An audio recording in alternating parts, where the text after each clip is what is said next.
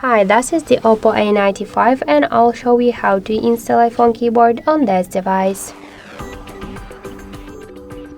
So first we should open the Play Store application and in the search bar we should enter the green Apple keyboard.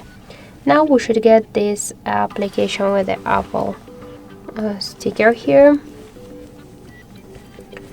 Tap the Open button and click to enable in settings. Near green Apple keyboard, click on the switcher and tap to activate. Go back, click to switch input methods and switch your current keyboard to the green Apple keyboard. So now the process is finished and let's check our keyboard look. So we could see that this keyboard is so close to the iPhone 1 as all of the emojis. So that's it. Thank you for watching, and if you like this video, leave thumbs up and subscribe.